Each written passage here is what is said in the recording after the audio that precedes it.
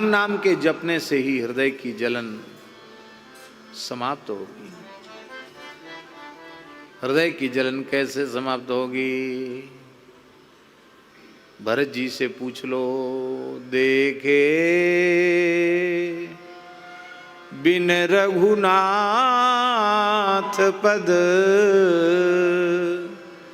जिय के जरनी न जाए। हृदय की जलन बिना श्री ठाकुर जी के युगल चरण कमलों का दर्शन किए बिना हृदय की जलन नहीं मिटेगी। कलिकाल में सारे उपाय साधन अपाय हो गए। कलि दावा नले नाद्य साधनम भस्मतांगतम। कलियुग के प्रचंड दावा नल में सारे साधन भस्म हो गए।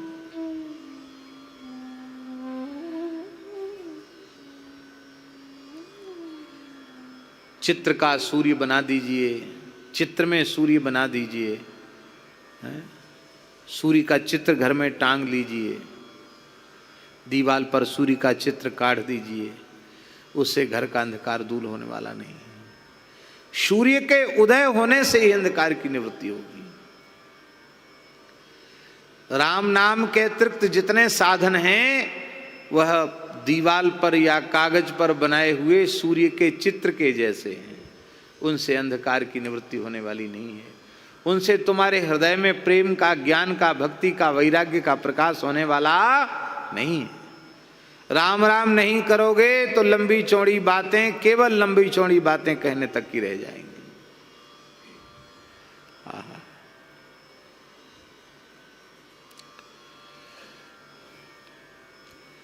जितने कर्म समूह हैं, एक तो साधन काल में ही वे साधन का कष्ट देते हैं। उन साधनों को साधने में बहुत कष्ट होता है। फिर उनसे जो लौकिक फल मिलते हैं वे भी नाशवान हैं, दुखदाई हैं। और स्वर्ग स्वल्प अंत दुखदाई, स्वर्ग के भोग भी दुख देने वाले ही हैं। इसलिए कर्म कलाप परिताप पाप साने सब, उन कर्मों के बीज को हम अपने खेत में बोते हैं। हृदय रूपी खेत में कर्म का बीज बोते हैं और उनको बड़े यत्न से सींचते हैं, उनको बड़ा करते हैं। और उनमें जब फल फूल लगते हैं, उन फूलों में सुगंध नहीं और उनके फलों में कोई सार नहीं, हाथ कुछ नहीं लगता। हमारा मनुष्य जन्म व्यर्थ चला जाता है।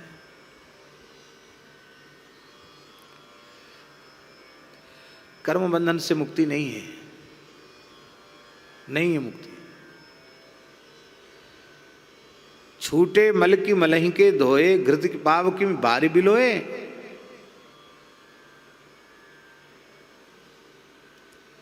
भगवान स्वयं अपने श्रीमुख से कह रहे हैं, कर्मणा कर्म निर्हारो नहियात्यंत कृष्यते अविद्वत अधिकारित्वात् प्रायश्चित्तम विमर्शनम। भगवान सुखदेव जी कह रहे हैं, कर्म के द्वारा कर्म की राशि का क्षय होना बहुत कठिन है।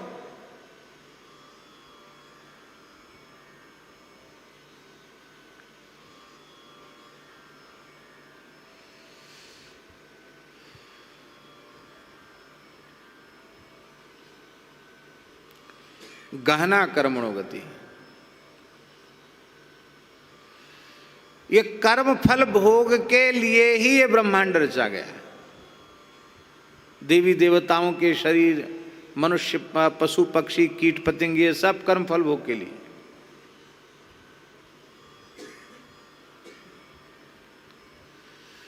कर्म फल भोग के लिए ही 14 भुवन है, सब लोक हैं, इसीलिए हैं।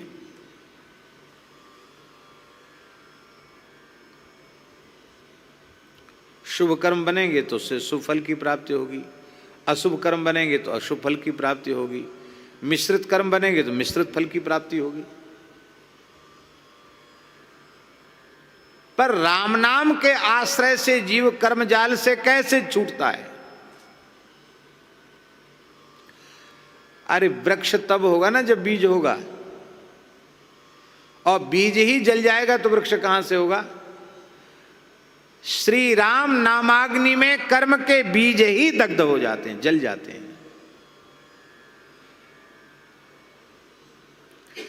राम नाम के अनन्य भाव से, आश्रय से ऐसे अद्भुत ज्ञान की उत्पत्ति होती है जिस ज्ञान की अग्नि में कर्मरस जलकर भस्म हो जाती है।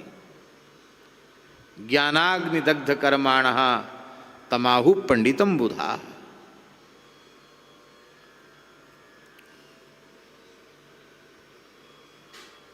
अवश्य में भोक्तव्यम कृतम कर्म शुभाशुभम, भोगना पड़ेगा जो किया शुभ अशुभ, लेकिन मंत्र महामणि विषय व्याल के, मेटत कठिन कुंवक भाल के। विधाता की लिपि को मेट देने वाला है राम नाम। इसलिए राम नाम के जपे पे जाए जी की जरनी। आहा, उपासना भी विकृत हो गई है। दंभ ने, लोभ ने, लालच ने उपासना को अच्छी प्रकार से नष्ट कर, अच्छी प्रकार से विनाश नहीं की, माने उपासना का कुछ बाकी छोड़ा नहीं, सब सफाया कर दिया। मोक्ष के जो साधन शास्त्रों में बताए थे वो पेट भरने के साधन बन के रह गए। ऐसी स्थिति में राम नाम के अलावा और क्या उपाय है जीव के कल्याण का? कोई दूसरा उपाय नहीं है। अरे बोले हैं ना, बहुत से उपाय हैं, हम योगाभ्यास कर लेंगे, अष्टांग योग का अभ्यास करेंगे, योगाभ्यास कर लेंगे हम। अभी 21 जून को अंतर्राष्ट्रीय योग दिवस आने वाला है। उस दिन करोड़ों की संख्या में योगी प्रकट हो जाएंगे। उस दिन साल भर चाहे भले विलुप्त रहें, उस दिन बहुत से लोग हो जाएंगे। बहुत से लोग ऐसे करेंगे, बहुत से कुछ करेंगे। एक श्री रामदेव बाबा बड़े विनोदी हैं। रामदेव बाबा बोल रहे थे कि कोई कह रहा था कि रामदेव बाबा की कपाल क्रिया करनी। वो कपाल भाती को वो बेचारा ग्रामीण आदमी बोला था कपाल क्रिया। कपाल क्रिया मैंने समझता नहीं क्या होता है। यद्यपि ये बात हम जरूर कहेंगे कि इस अंश में योग ऋषि श्री रामदेव बाबा का महत्वपूर्ण योगदान है। भगवान ने कृपा पूर्वक उन्हें यश दिया और उन्होंने निश्चित ही योग का अंतर्राष्ट्रीयकरण किया। इसके लिए वे बहुत बहुत साधुवाद के, धन्यवाद के पात्र हैं और बड़ी संख्या में लोग उससे लाभ ले रहे हैं। ये बहुत अच्छी बात है। लेकिन हम जो बात कहना चाहते हैं, गोस्वामी जी का सिद्धांत, तुलसीदास जी महाराज का सिद्धांत, योग क्या है? योग साधन है कि साध्य? क्या है योग? क्या है? साधन है। साध्य क्या है? क्या बढ़िया बात कही सज्जन जी ने। योग साधन है, साध्य परमात्मा है। हमने साधन का आश्रय लिया तो साधन का आश्रय लेकर साध्य की ओर कितने अंश में हम बढ़े।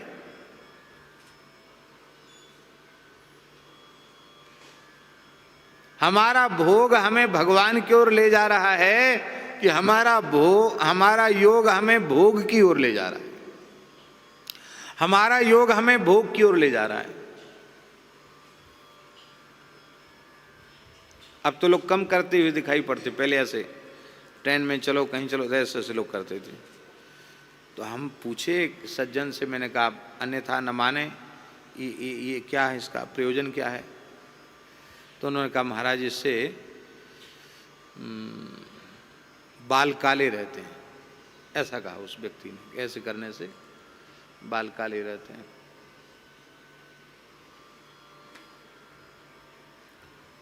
तो हमको बड़ी हंसी आई कि जो महानुभाव कर रहे थे उन्होंने स्वयं खिजाब लगा रखा था। तो खिजाब जब लगाते ना तो ऊपर के तो बाल काले दिखते हैं, उनकी जड़ सफेद, बड़ा खराब लगता है। भीतर से सफेद और ऊपर से काला, बहुत खराब लगता है।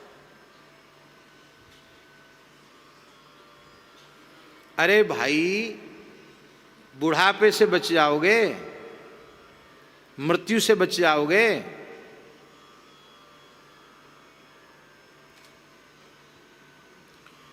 भगवान के वचन हैं, योगस्य लक्षणम वक्ष्ये सवीजस्य नृपात्मजे मनो येनैव विधिना प्रसन्नम याति सत्पथम।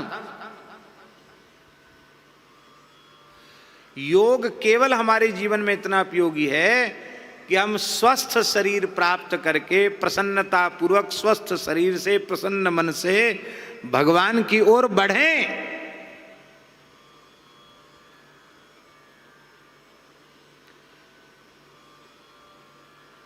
योग क्यों कर रहे हो? बोले बहुत बीमार रहते हैं। स्वस्थ क्यों होना चाहते हो? भजन के लिए स्वस्थ शरीर चाहते हो कि सेवा के लिए स्वस्थ शरीर चाहते हो?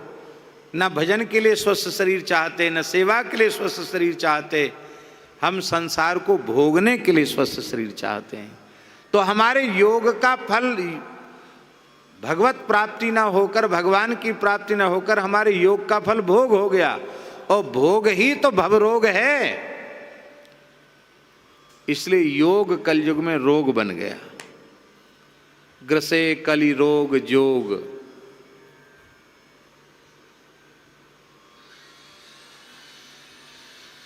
समाधि, जिनको समाधि सिद्ध हो चुकी है ऐसे महात्मा नहीं है, ये हम नहीं कहते। इसी जड़खोर गोधाम में असंख्यों सिद्ध विराजमान हैं जो हजारों वर्ष की जिनकी आयु है, योग ध्यान समाधि में लगे हुए हैं, भगवान की लीलाओं का प्रत्यक्षावलोकन कर रहे हैं। ऐसे हजारों सिद्ध हैं यहां।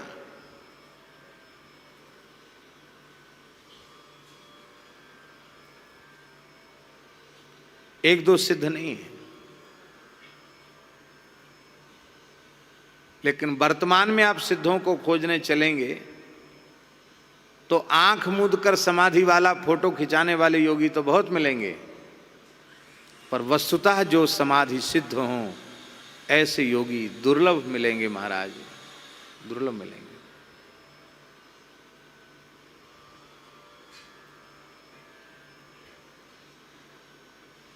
क्या कर रहे हैं? बोले हम ध्यान कर रहे हैं। ऐसे बैठ गए ध्यान कर रहे हैं। ऐसे होते हैं लोग। संत श्री पीपाजी महाराज का चेला भी था एक, वो कहता था हम ध्यान कर रहे हैं। गुरुजी के प्रति कुछ अभाव हो गया, बोले कह दो गुरुजी से बैठे हैं, अभी हम ध्यान कर रहे हैं। वो ध्यान में कर क्या रहा था? राजा था, वो ध्यान में यह कर रहा था कि हमारा जो राजकीय चर्मकार है वो जूता तो बनाता है बहुत अच्छा, लेकिन अब की बार हम नई डिजाइन से बनवाएंगे। तो हम उसको बुलाएंगे और बुलाकर बताएंगे कि ऐसा जूता बनाओ, ऐसे बेल बूटे काढ़ो उसमें। तो ध्यान के नाम पर आंख बंद करके बैठा था और ध्यान में राजकीय चर्मकार को बुलाकर जूता गठवा रहा था। तो संत श्री पीपाजी महाराज ने कहा सेवक से कि जाकर उसको कह दो राजा को कि ध्यान कर रहा है, मानसी सेवा कर रहा है, ध्यान लगा रहा है कि जूते गठवा रहा है? क्या कर रहा है? मूछी को बुला के जूते गठवा रहा है, सोई दौड़ा हुआ चला है। गुरुजी तो सब जानते हैं। हमारे लोगों के ध्यान समाधि की अवस्था है। अभी भी ऐसे संत हैं जो 3-3 दिन तक समाधि में बैठे रह जाते एक आसन से। कहो बाथरूम में समाधि लग जाए, जहां बैठे वहां समाधि लग जाए, उसको कहते समाधि।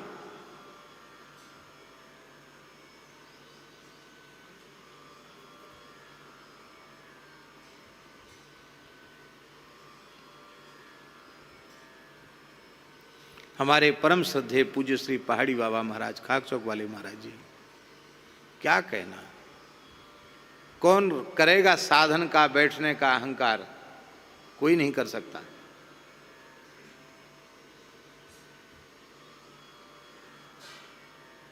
ये जो नासिक कुंभ गया है पिछला, इस नासिक कुंभ से तीसरा कुंभ,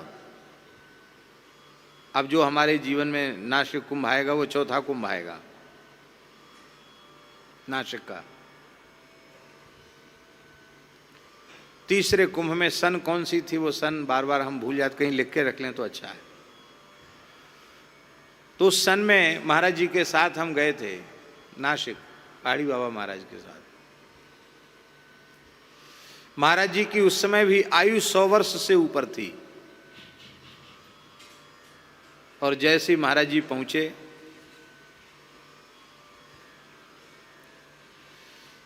ये बात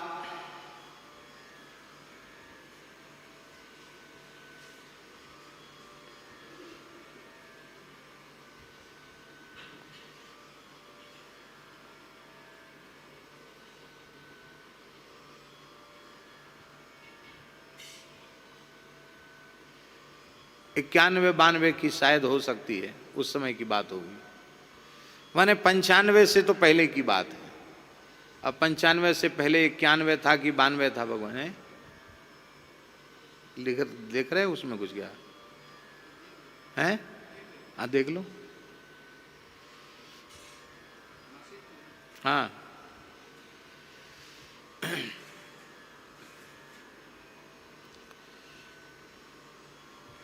तो महाराज जी हमसे बोले हमारा नाम लेते थे, अमुकदास आ गया। देखो किसी को कहना नहीं कि मैंने फलाहार छोड़ दिया है, फलाहार आएगा वो रख लिया करना। एक महात्मा को था वो बना करके देते थे। पर यहां राम जी ने तपस्या किया 92, ठीक 92 की बात है, 1992 की बात है। तो ले महात्मा राम जी ने यहाँ तपस्या किया, तो हम जितने दिन यहाँ रहेंगे उतने दिन तप करेंगे। और तुम बालक हो, तुमको भूख लगती होगी, तो तुम्हारे लिए नियम यही है कि तुमको बाल भोग नहीं करना है, तुमको ब्यारू नहीं करना है। दोपहर में केवल 2 रोटी खाना है, दिन में सोना नहीं है, और रात्रि को 2 बजे आसन छोड़ देना। ये तुम्हारे लिए तपस्या हो गई। अब मैं कुछ भी खाऊंगा नहीं, मेरी सेवा केवल इतनी है कि तुम गोदावरी जी का जल हमारे कमंडल में ले आया करो। हमको इच्छा होगी तो वही 1-2 तोला पानी हम पी लिया करेंगे, बस उसी से स्नान कर लेंगे और वही पानी पी लेंगे। गोदावरी का जल नहीं कहते थे, आहा गोदावरी का अमृत, गोदावरी का दूध, ऐसा बोलते थे। जो आ गया। भूख बहुत लगती थी हमको, बच्चे थे, लेकिन उन्होंने कह दिया कि 2 रोटी खाना, तो 2 ही रोटी खाते, भूखे ही रहते।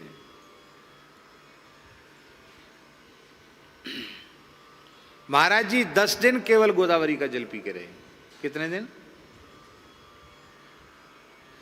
और गोदावरी का जल भी 24 घंटे में शायद 100-150 ग्राम जल भीतर जाता होगा,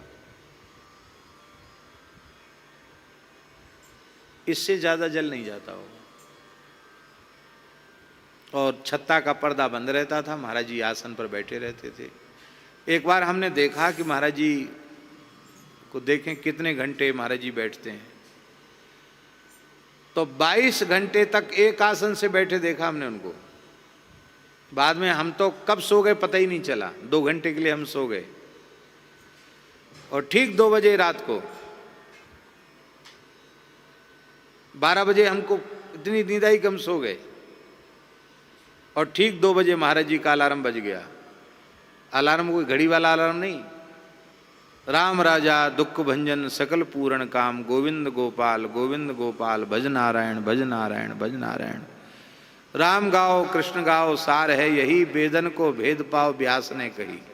पता नहीं कहाँ का वाक्य है, बार बार बोलते थे। राम गाओ कृष्ण गाओ सार है यही, वेदन को भेद पाओ व्यास ने कही। भज नारायण भज नारायण भज नारायण। राम गाओ कृष्ण गाओ, राम गाओ कृष्ण गाओ। वाह वाह। बस हम दंडोत करें, कमंड इशारा किया, कमंड उठाओ चले जाओ, फिर बैठ गए ध्यान में।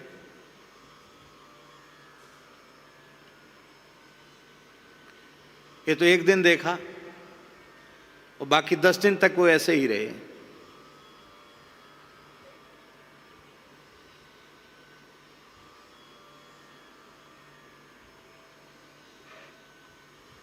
फिर हमसे बोले, आंख मूंद के फोटो खिंचाने वाले बहुत से योगी मिल जाएंगे, आसन से बैठ के भजन करने वाले, ध्यान करने वाले लोग नहीं मिलेंगे। ऐसे कितने होंगे?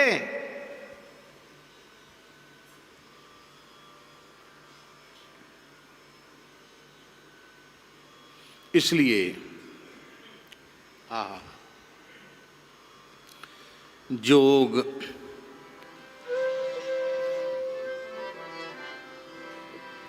जोग ना समाधि निरुपाधि ना विराग ज्ञान। जोग ना समाधि निरुपाधि ना विराग ज्ञान। जोग ना समाधि निरुपाधि ना विराग ज्ञान। जोग ना समाधि निरुपाधि ना विराग ज्ञान। बचन विशेष बेस कहूँ ना करनी। ओ बचन विशेष बेस कहूँ ना करनी। कपट कुपथ कोटि कहन रहन खोटी। कपट कुपथ कोटि कहन रहन खोटी। सकल सराहे निज निज आचरण। सकल सराहे निज निज निज आचरण। राम नाम के जपे जाए जिय के जरनी। राम नाम के जपे जाए जिय के जरनी। योग बहुत अच्छा साधन है, पर योग साध्य नहीं है। मनो ये नैव विधना प्रसन्नम याति सत्पथम। मन प्रसन्नता पूर्वक प्रभु प्राप्ति का पथ का पथिक हो जाए। योग के साधन में रोग और वियोग 2 कष्ट लगे हुए हैं। एक तो रोग का कष्ट है और एक वियोग का कष्ट है। आप लोग कहेंगे योग तो निरोग करता है, आप योग से रोग कैसे, रोग का संबंध कैसे जोड़ रहे हैं? इसका मतलब आप ठीक से सुन नहीं रहे हैं।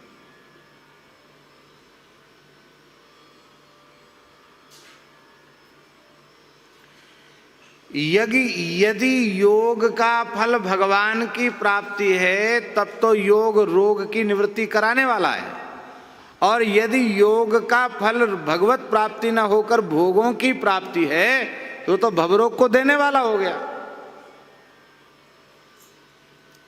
और दूसरी बात और बता, मैं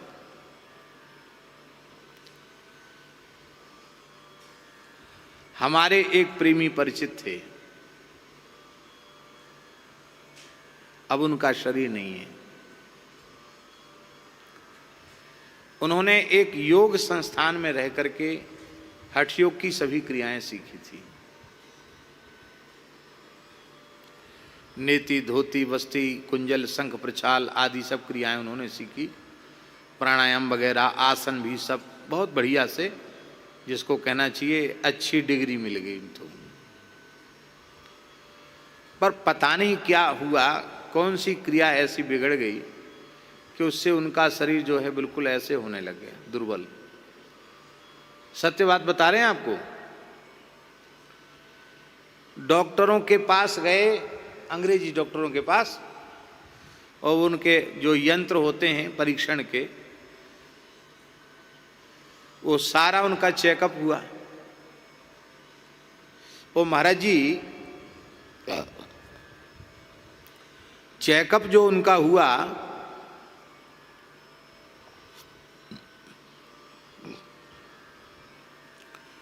उसमें किसी प्रकार की कोई बीमारी नहीं निकली, लेकिन शरीर उनका सूख रहा था। बड़ी चिंता लग गई। तब फिर एक अच्छे विद्वान थे, उन्होंने कहा ये जो कर रहे उसको छोड़ दो। छोड़ दिया। अब छोड़कर क्या करें? बोले अब तुम महामृत्युंजय का जप करो।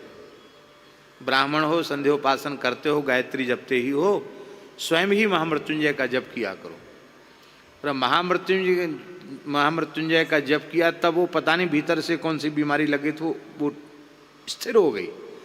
शरीर मजबूत तो फिर भी नहीं हुआ उनका, इकहरा ही शरीर रहा, कमजोर शरीर ही रहा, लेकिन वो फिर और जो क्षरण हो रहा था वो रुक गया।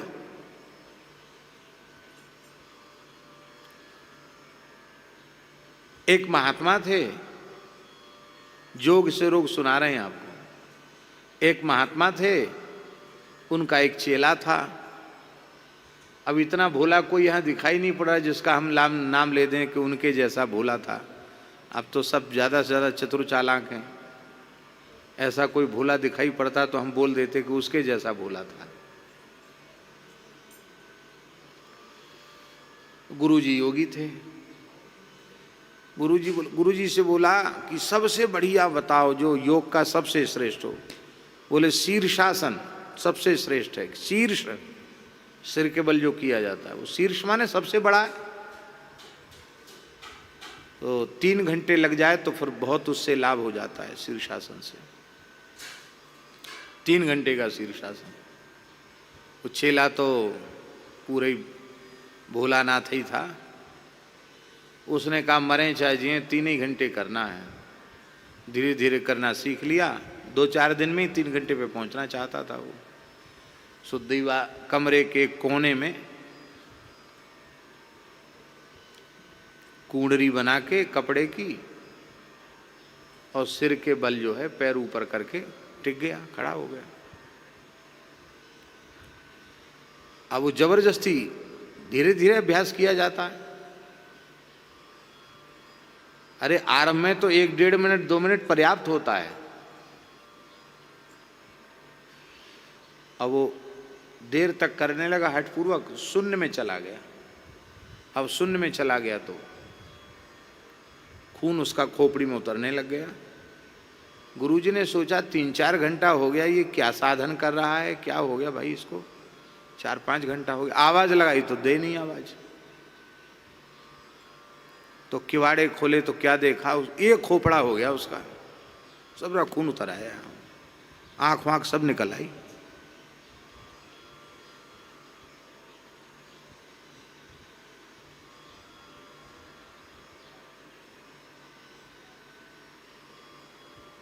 तुरंत महाराज ले जाकर हॉस्पिटल ले जाना पड़ा।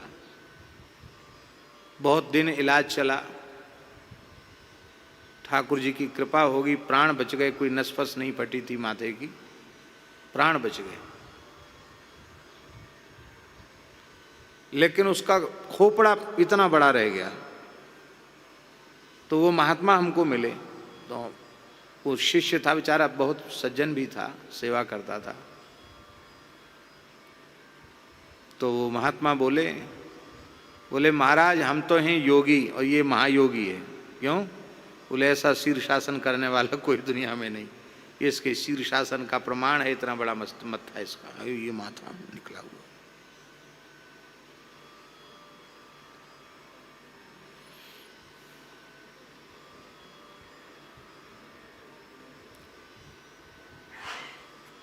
खेचरी जल्दी लग जाए, सिद्ध हो जाए, तो जिह्वा का दोहन और उसका वर्धन तो ठीक है, छेदन भी किया जाता है, पर वो गुरुजनों के निर्देश में रहकर सब किया जाता है।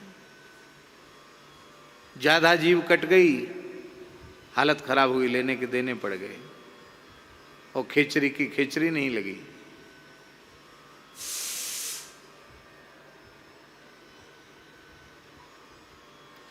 कठिन है भाई। पहले ग्रंथों को पढ़कर यह देखना चाहिए कि इन साधनों में हमारी पात्रता है कि नहीं। हमारे पूज्य गुरुदेव पहाड़ी बाबा ने भी हमको साधन मार्ग बताया है।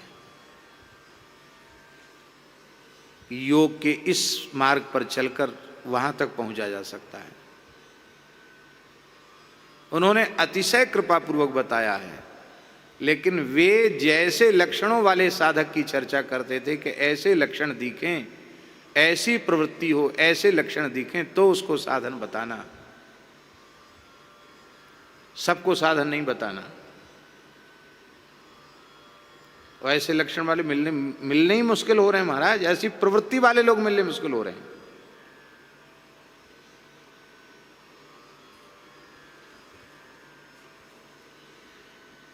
इसलिए भैया ये कराल कलिकाल है, सबसे श्रेष्ठ और सबसे सरल साधन राम नाम है। सब कुछ इसी से हो जाएगा, योग भी इसी से हो जाएगा, ध्यान समाधि इसी से हो जाएगी, वैराग्य भी इसी से प्राप्त हो जाएगा, दिव्य ज्ञान भी इसी से हो जाएगा। और राम नाम का आश्रय नहीं लिया तो ये सब नाटक बनकर रह जाएंगे, इससे तुम्हारा कोई काम बनने वाला नहीं।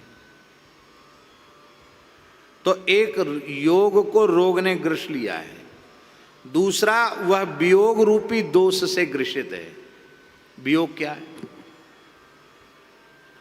देखो,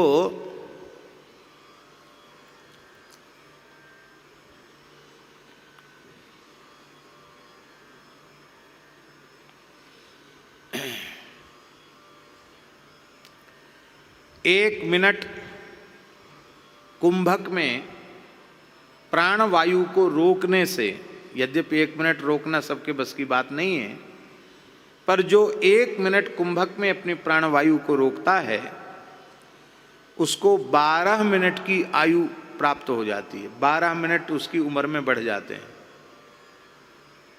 अब कथनचित कोई 12 मिनट रोक ले तो कितने मिनट हो गया? 144 मिनट हो गए। अब 12 घंटे रोक ले तो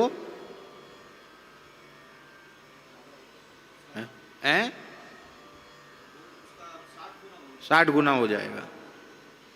अब 12 दिन रोक ले तो, अब 12 महीना रोक ले तो भाई बढ़ाते बढ़ाते बढ़ जाता है, अभ्यास हो जाता है। तो इसी प्रकार से योगी लोग आयु बढ़ाते हैं और हजारों वर्ष की आयु उनकी हो जाती है प्राणायाम से। प्राणायामा परम वलम, आयु की वृद्धि हो जाती है।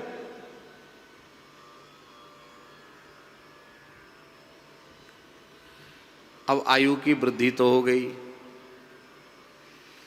अब अपने नेमी प्रेमी तो योगी है नहीं,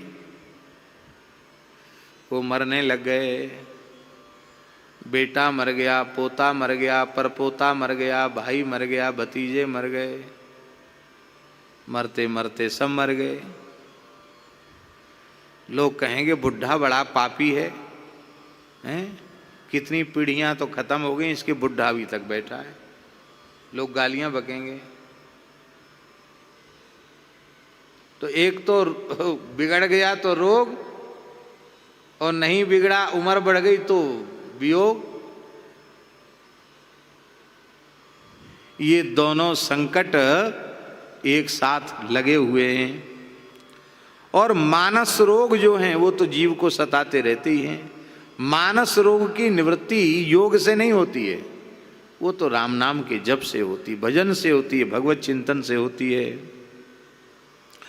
अब मानस रोग से ग्रसित जीव, जिसका मन पीपर पात सरिस मन डोला, पीपर के पत्ते के समान मन चंचल है, उसको कहो कि तुम असंप्रज्ञात समाधि लगा लो तो कैसे लगाएगा समाधि। और गोस्वामी जी ने कहा उत्तरकांड में, मानसी में, एक व्याधि बस नर मरही, ए असाधि बहु व्याधि, पीड़हि संतत जीव कहाँ, सो कि मिलहे समाधि। वो कैसे समाधि को प्राप्त करे।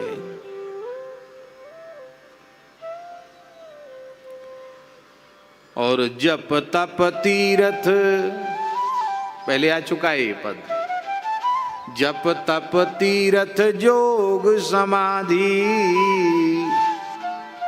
कलिमति विकल न कछु निरुपाधि। कोई भी साधन निर्विघ्न नहीं है कलयुग में। इसलिए ग्रसे कलि रोग जोग, संयम समाधि रे, कलिना विराग जाग जोग तप त्याग रे।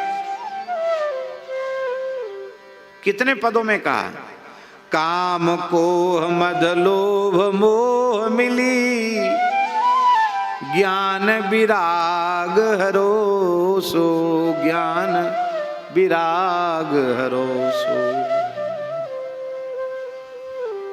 ये तो ही योग की योग की बात और समाधि की बात। न योग है न समाधि है। अब आ गया क्या, योग ना समाधि, निरुपाधि ना विराग ज्ञान।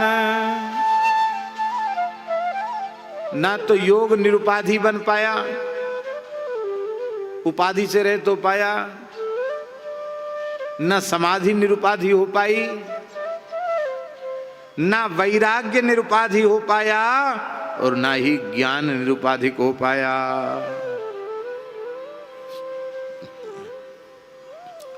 ब्रह्म ज्ञान की बात तो विचित्र है। इस कलयुग में यदि सबसे सस्ती कोई चीज है तो वो है ब्रह्म ज्ञान। सबसे सस्ता, हा हा हा, सबसे सस्ता ब्रह्म ज्ञान है। कितना सस्ता है। ब्रह्म ज्ञान बिन नारी नर, करहि न दूसरी बात। कौड़ी लागे लोभ बस, करहि विप्र गुरु घात। एक एक कौड़ी के लोभ में करहि विप्र गुरु घात। किसी को भी मार दें, कोई उनको चिंता नहीं। और महाराज जी और स्थिति क्या है। वचन विशेष इतना बढ़िया बना के मीठा बोलते हैं कि क्या कहना है। लगता है ब्रह्मज्ञान इन्हीं की वाणी से टपक रहा हो, झर रहा हो। और वेश बहुत बढ़िया बना लेते हैं अपना। लेकिन स्थिति ये है क्या, देखत चारु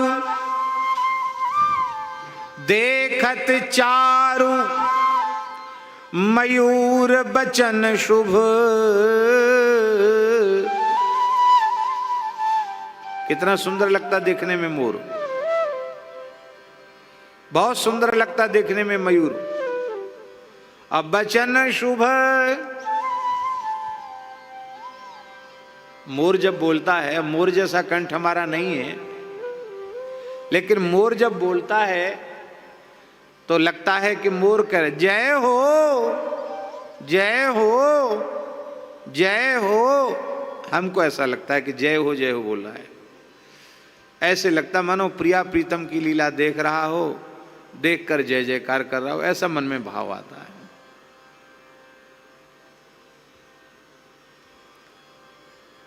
वेश इतना सुंदर, वाणी इतनी मीठी, करनी देखत चारु मयूर बचन शुभ, बोली सुधा इबसानी। लगता है अमृत में सान करके बोल रहा है, लेकिन सविस उरग आहार निठुर अस, यह करनी वह वाणी। मयूर जो है सर्प का भक्षण करता है, सांप उसका सबसे प्रिय भोजन है मोर का, और बड़ी जुक्ति से मारता है मोर सांप को। पहले उसकी आंख फोड़ देगा,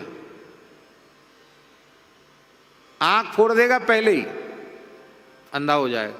अंधा होने के बाद फिर खिला खिला कर उसको मारता है। सविस उरग, विषयुक्त सर्प का आहार करता है। आहार निठुर अस, ऐसा निष्ठुर है। वह करनी वह वाणी, करनी ऐसी है, वाणी ऐसी है। तो कलयुग में ऐसा ही देखा जाता है। वेश और वाणी तो अच्छी है, पर उनके क्रियाकलाप अच्छे नहीं हैं, ऐसे देखे जाते हैं।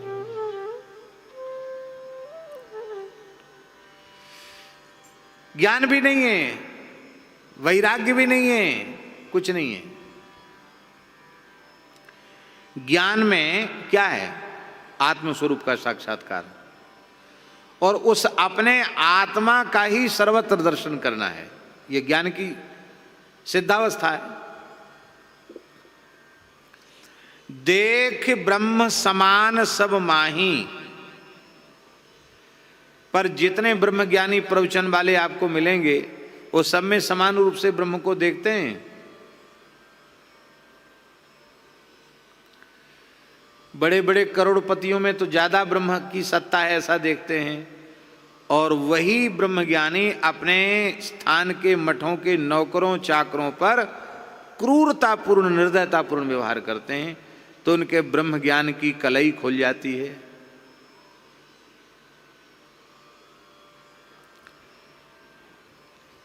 हमसे लोगों को शिकायत है, तो रहनी चाहिए, और जब तक हम रहेंगे तब तक शिकायत रहेगी। क्या शिकायत है? हमसे शिकायत ये है, निकट वाले लोग कहते हैं कि आप सब जितने कर्मचारी हैं सबको बिगाड़ देते हो। आप कैसे बिगाड़ देते हैं भाई? कहते आप इतना प्रेम देते हो। हमारे गोपाल जी हैं, वो भी कहते हैं कि महाराज जी क्या करें, बड़े बड़े लोगों को लामे, उनसे जितना आप प्रेम करते हो, और बोले यहाँ घर में स्थान में चौका पोंछा झाड़ू लगाने वाले से उतना ही प्रेम करते हो। तो बोले चौका पोंछा वाले तो फिर हम लोगों को तो चित्त में देते नहीं, हमारी बात सुनते ही नहीं। स्थान के जो छोटे कर्म वो बात नहीं सुनते, फिर वो सोचते हैं कि सीधे हमारी बड़े महाराज तक पहुँचे। तो ये क्या है, ये सब सेठ वेठ क्या है हमारे सामने? व्यवस्था बिगड़ती है, बिगड़ा तो बिगड़े, हम अपनी आदत से लाचार हैं। हमको ये नहीं है कि हम आपको 2 आम दे दें और वो बेचारा गरीब आदमी है तो उसको हम 1 दें, ऐसा नहीं है। हमारी नहीं होगा तो बात अलग है, होगा तो चाहे नौकर हो चाहे मालिक हो, हम तो एक जैसा सबको देंगे। हम क्यों अलग अलग देंगे?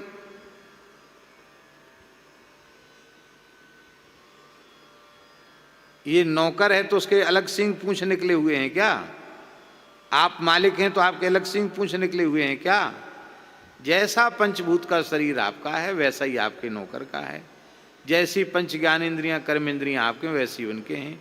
जो आत्मचेतन आपके भीतर प्रतिष्ठित है वही आत्मचेतन उसके भीतर प्रतिष्ठित है। भेद क्या रहा? यथार्थ में कोई भेद नहीं है, बस मान्यता का भेद है। आपने अपने को मालिक मान रखा है, उसने अपने को नौकर मान रखा है, ये मान्यता का फर्क है, बाकी कोई फर्क नहीं। अच्छा एक बात बताओ, जलने के बाद फर्क रह जाएगा? पहचान में आएगी कि नौकर की राख है कि ये सेठ की ना राख है? पहचान में आएगी? कोई पहचान नहीं। राख की क्या पहचान?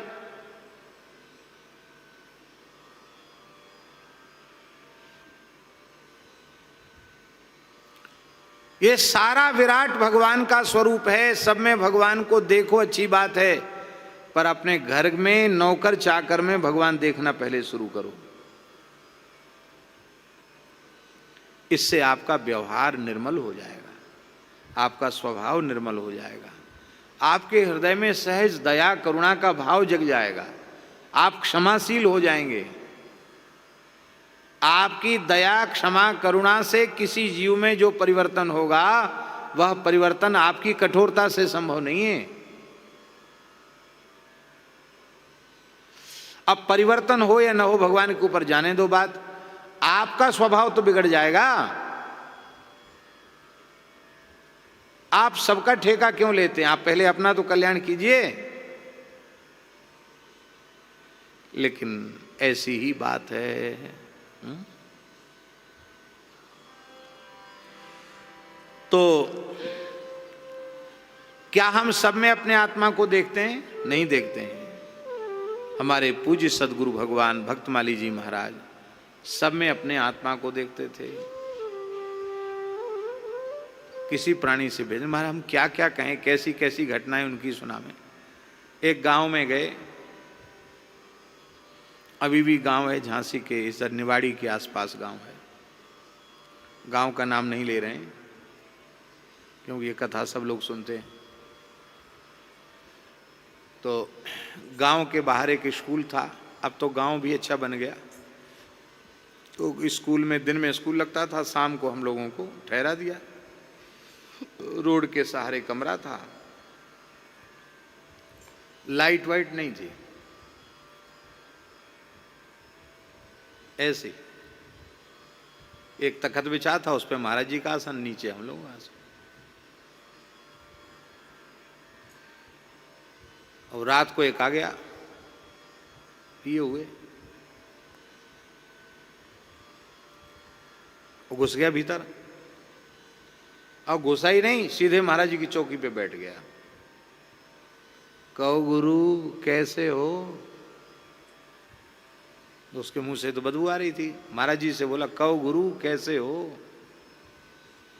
महाराज जी आनंद से बैठे थे, कुछ राम राम कर रहे हो, जो भी अपने ध्यान में थे। तो महाराज जी बोले, हाथ जोड़कर बोले, भगवान आपकी बड़ी कृपा है।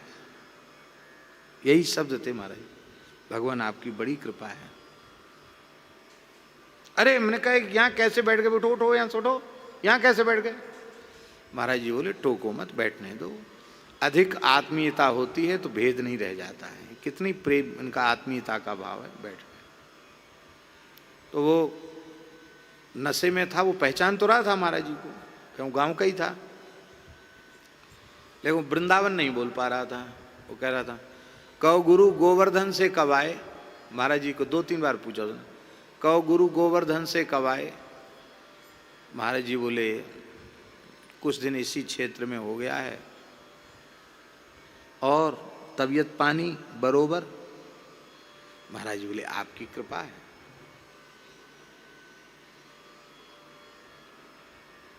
बस उठाओ, चला गया।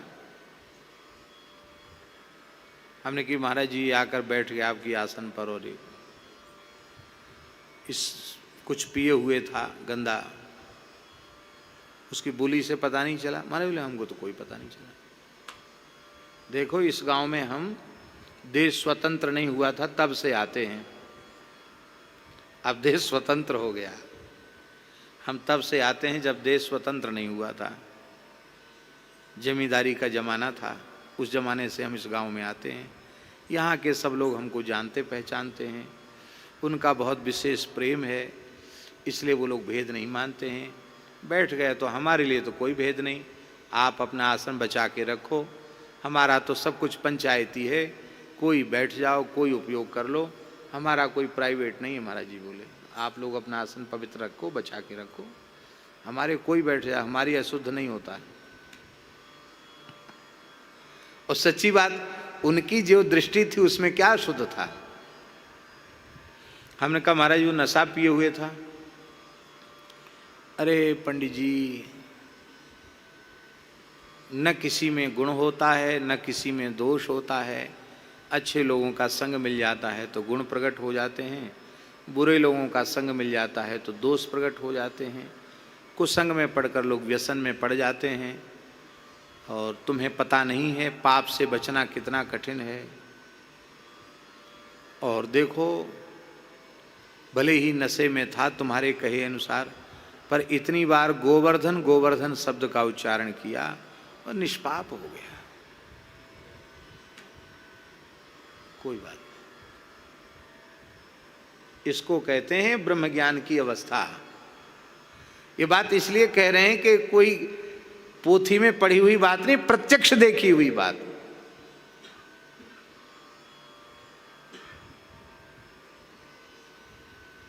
ये बाजार का पानी तो महाराज जी ने जीवन में कभी पिया नहीं।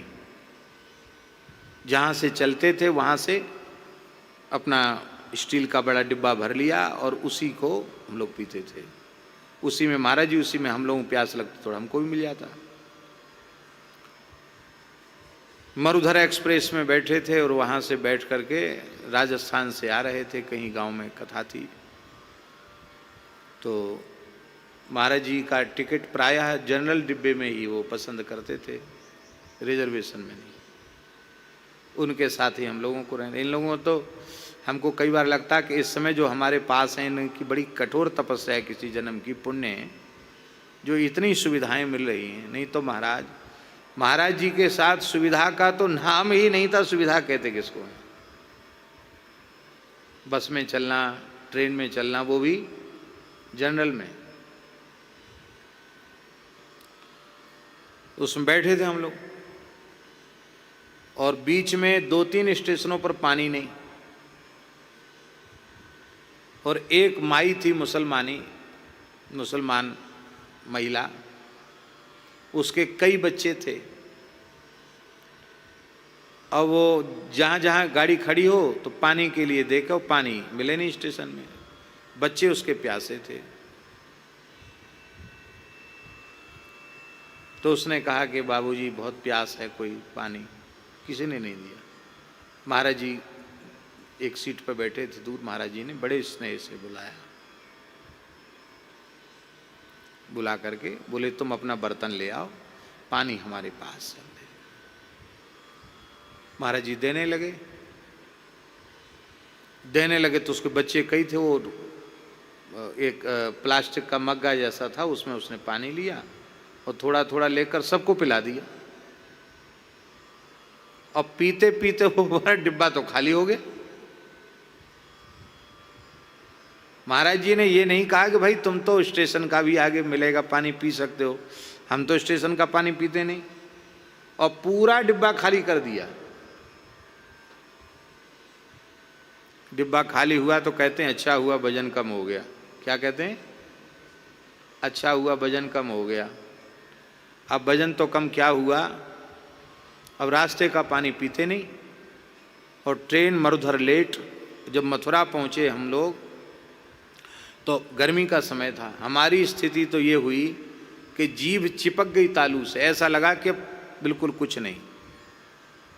तो महाराज जी बोले पंडित जी ज़्यादा तकलीफ हो रही है, यहाँ कुल्ला वगैरह कर लो। तो पर स्टेशन में जो नल होता उसे कुल्ला किया, मुंह धोया, पानी तो नहीं पिया।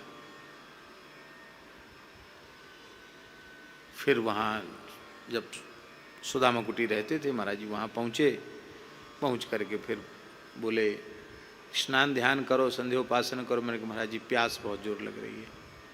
बोले चलो तुम्हारी पोथी में यही लिखा है तो पी लो पानी, कोई बात नहीं। तो फिर शिकंजी महाराज जी ने बनाई नींबू की, शक्कर डाल के। खुद नहीं लिया, खुद तो स्नान वगैरह सब करने में लग गए। हम लोग जो 2-3 लोग थे सबको शिकंजी पिलाई, खुद बना कर। बोले अब अपना स्नान ध्यान करो, नियम करो।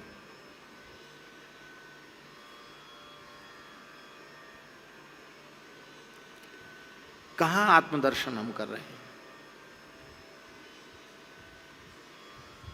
भगवान की बड़ी भारी कृपा है कि ऐसे दिव्य महापुरुषों का दर्शन, उनकी सन्निधि प्राप्त करने का सौभाग्य मिला। जीवन की यदि अब तक के जीवन की यदि कोई बड़ी उपलब्धि है तो वह उपलब्धि यही है, श्री सद्गुरु भगवान के चरणों की प्राप्ति, उनकी सन्निधि, उनका व्यवहार देखने को मिला। तो हमारी वाणी में ब्रह्म ज्ञान है, व्यवहार में ब्रह्म ज्ञान नहीं है। और वैराग्य केवल अंतःकरण का विषय है, केवल वेश का विषय नहीं है। वेश से तो विरक्त होना ही चाहिए, भीतर से भी विरक्त होना चाहिए।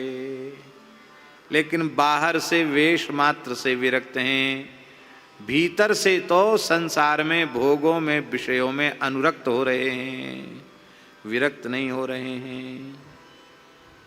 सुंदर काषाय वस्त्र है, दंड है, कमंडल है, कौपीन है, इतने में ही जटाजूट हैं, इतने में ही हमने समझ लिया कि हम वैराग्य भूषण हैं, वैराग्य शिरोमणि हैं। इसलिए गोस्वामी जी कह चुके हैं 159वें पद में, बेस बचन विराग मन अघ अब गुणन को कोश। मन तो अवगुणों का कोश है। संत श्री कबीरदास जी महाराज कहते हैं, करनी बिनु कथनी कथे अज्ञानी दिन रात। करनी बिनु कथनी कथे अज्ञानी दिन रात। कूकर ज्यों भूकत फिरे सुनी सुनाई बात।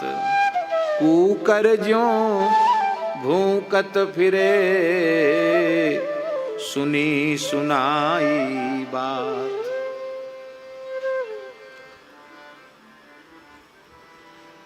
कहते ये सब क्यों साधन नष्ट हो गए?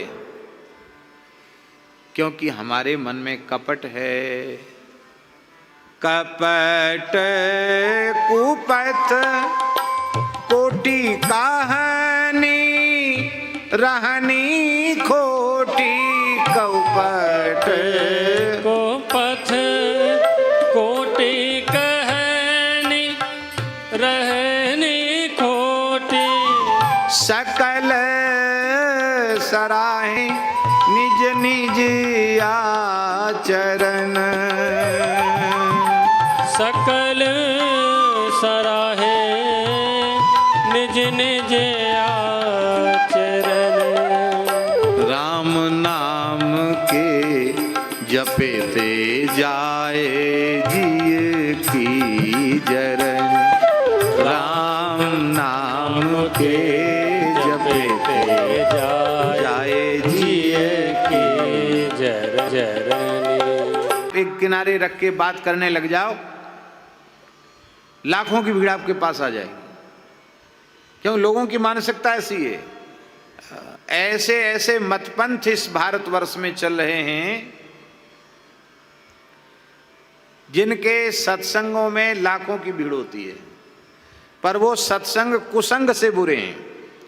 क्योंकि उनके यहाँ पहुँचने के बाद आपकी वर्णाश्रम धर्म में श्रद्धा नहीं रह जाएगी, वेदों में श्रद्धा नहीं रह जाएगी, गीता भागवत रामायण में आपकी श्रद्धा नहीं रह जाएगी। गौ में, ब्राह्मण में, संत में, तुलसी में, पीपल में श्रद्धा नहीं रह जाएगी। हम नाम नहीं लेना चाहते, आप सब जानते हैं। और बड़े दुख की बात है, दुर्भाग्य की बात है कि पढ़ा लिखा समुदाय ज्यादा से ज्यादा वहां जुड़ रहा है।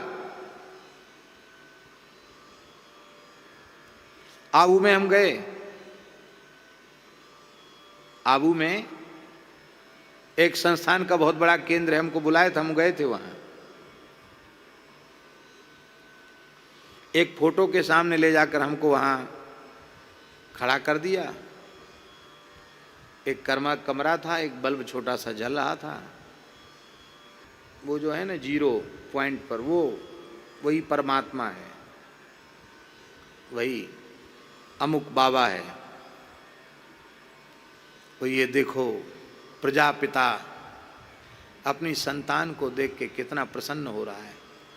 जरा इधर आइए, आपकी तरफ देखता है, जरा इधर आइए, आपकी तरफ देखता है, सामने आइए, आपकी तरफ देखता है। वासी का जब प्रवचन सुनते थे प्रत्यक्ष में और उनका मंगलमय दर्शन करते थे तो कितना हर्ष होता था हमारे मन में। हमको लगता था हम लोग कितने भाग्यशाली हैं, ऐसे निर्मल संत का इस युग में दर्शन हो रहा है। अपने जीवन में लाखों जीवों को भगवान से जोड़ा उन्होंने, और कहीं भी उनके प्रवचनों में वैदिक सिद्धांत का विरोध नहीं है, वर्णाश्रम का कहीं विरोध नहीं है। ऐसे सीधी साधी गीता, भागवत, रामायण की बात बता के आपको सीधे भगवान से जोड़ने वाले कितने संत मिलेंगे। अपने से जोड़कर और स्वार्थ सिद्धि करने वाले तो बहुत मिलेंगे, लेकिन आपको कल्याण की बात ज्यों की त्यों सीधी साधी बताने वाले लोग बहुत कम मिलेंगे। हम लोग बहुत भाग्यशाली हैं। इस कराल कलिकाल में गीता, भागवत, रामायण, भक्तमाल, विनय पत्रिका जैसे दिव्य ग्रंथ हम लोगों को मिले हुए हैं, और जीव के कल्याण का जो सबसे श्रेष्ठ और सबसे सरल साधन है, वो साधन इस सत्संग के रूप में हम लोगों को मिल रहा है। अपार कृपा है राम जी की, अपार कृपा है भगवान की। इस कृपा को पाकर भी यदि हम न सुधरे, धन्य न हुए, तो हमसे बड़ा भाग्यहीन कौन होगा। ये भगवान की इच्छा। ऐसी सीधी सच्ची बातें जो गोस्वामी जी ने हम सबके कल्याण के लिए कही हैं, ये कहां सुनने को मिलेंगी। भगवान की बहुत भारी कृपा है, इस कृपा को ठुकराओ मत। इसी जन्म में हमें भगवत प्राप्ति करनी है, इस निश्चय के साथ भजन में लग जाओ। आहा, क्या कहना है।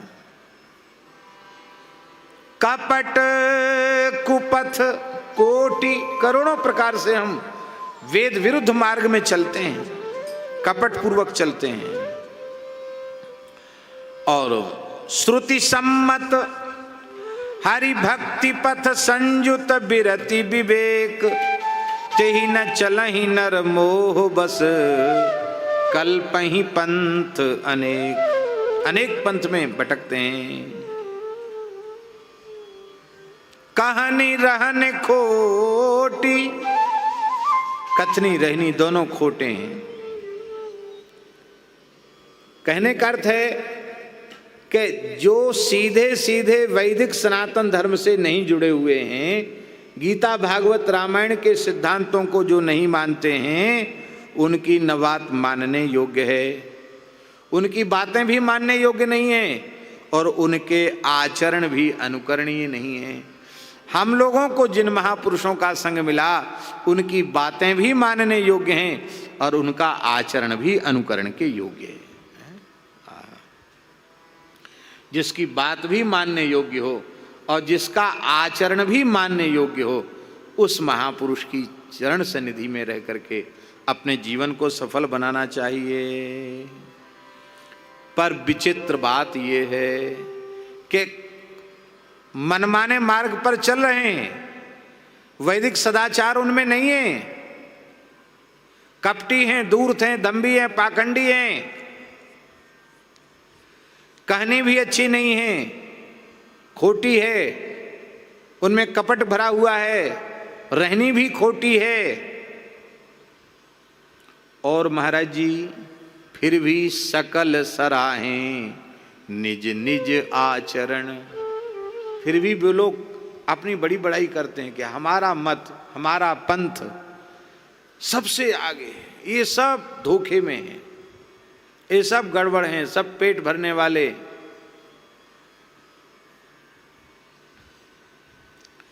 एक सज्जन ने, वो सज्जन अभी भी हैं, अपने ठाकुर जी से जुड़े हुए हैं, उज्जैन के हैं। उन्होंने घटना सुनाई। उज्जैन का रहने वाला, भगवान महाकाल की नगरी का रहने वाला एक नाई, जो पहले बड़ा भगत था, वो ऐसे ही पंजाब की तरफ जो मतपंथ बहुत चलता है, जो जगह जगह सत्संग के घेरे बना के रखते हैं, उनके यहाँ चला गया वो। फिर उसने कहना शुरू किया कि अरे भाई ये सब कुछ नहीं है, सब सनातन धर्म ढोंग ढकोसला पाखंड है, कुछ नहीं है। हम जहाँ जाते हैं वो सबसे अच्छी चीज़ है। मूर्ति पूजा क्या है? कुछ नहीं है। हम तो निरंकारी हैं, मूर्ति पूजा क्या है? कुछ नहीं। अरे बोले हम लोग महाकाल की नगरी में रहते, साक्षात महाकाल। क्या होता महाकाल? तो मूर्ति का अपमान करने से कुछ नहीं बिगड़ता। अभी हम करके दिखाते, देखो हमारा क्या बिगड़ता है। उज्जैन की बात है सज्जन जी, एक पुराना सा शिवालय था, उस व्यक्ति ने खड़े खड़े शिवलिंग पर मूत्र त्याग कर दिया। हंस और रहा था, लो मेरा क्या बिगड़ जाएगा? ये सब पाखंड, कुछ नहीं है। अरे पत्थर पे क्या दूध दही चढ़ाना।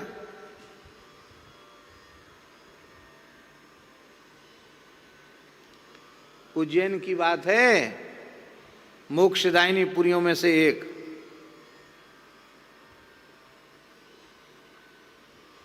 उस समय तो कोई नहीं, उसके कुछ अनुयायी भी बन गए,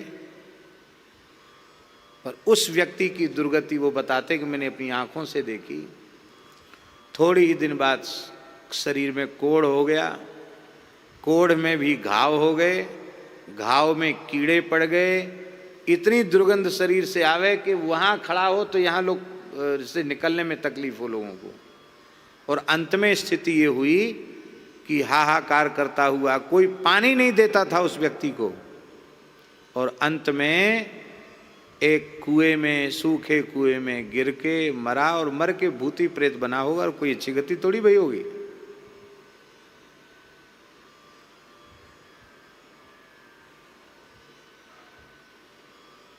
ये बात हम इसलिए सुना रहे हैं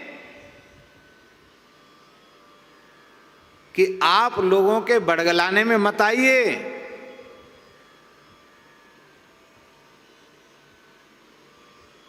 हमारी मान्यताएं कल्पित नहीं है, हमारी मान्यताएं झूठी नहीं है।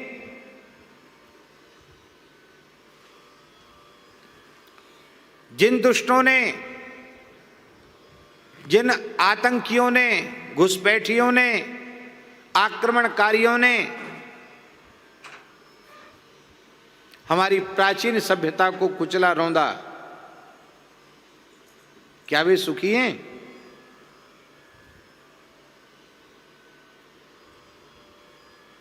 आज क्या उन्हें कोई सज्जन के रूप में दुनिया में मान रहा है? आज भी लोग कहते हैं कि वो आतंक का पर्याय बने हुए हैं।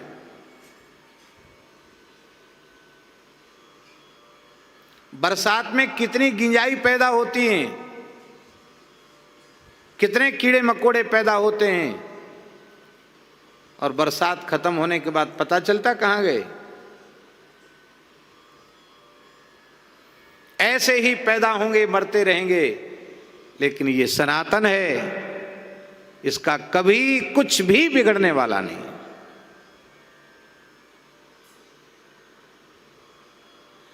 बस आवश्यकता है हम अपने प्राचीन मूल्यों को कभी भूलें नहीं। उनके प्रति हमारी निष्ठा में, हमारी भावना में, हमारी श्रद्धा में, हमारे विश्वास में कमी ना आवे। हमें जो संस्कार अपने पिता माता से, अपने नाना नानी के परिवार से प्राप्त भय हैं, जो वैदिक सनातन धर्म की परंपरा से हमें संस्कार मिले हैं, उन संस्कारों को हम संजो कर रखें। वे ही सनातन धर्म के संस्कार हैं, उनका हम त्याग न करें, ये बहुत जरूरी है।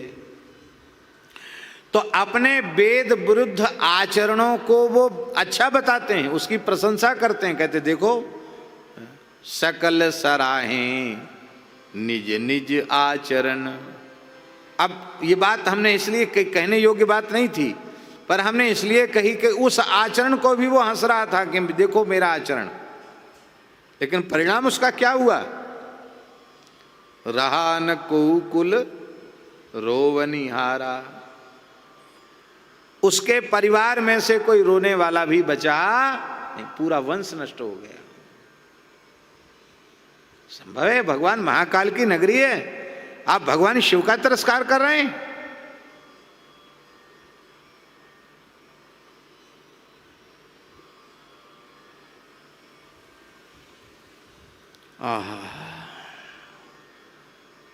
अब बहुत ऊंची बात कह रहे हैं, क्या कहना? मरत महेश उपदेश है कहा करत, मरत महेश उपदेश है कहा करत, मरत महेश उपदेश है कहा करत, मरत महेश उपदेश है कहा करत, सुरसरी तीर काशी धर्म धरणी, हाँ सुरसरी तीर काशी धर्म धरणी, राम नाम के जपेते जाए जिय की जरनी, राम नाम के जपे पे जाए जिय की जरनी। आहा,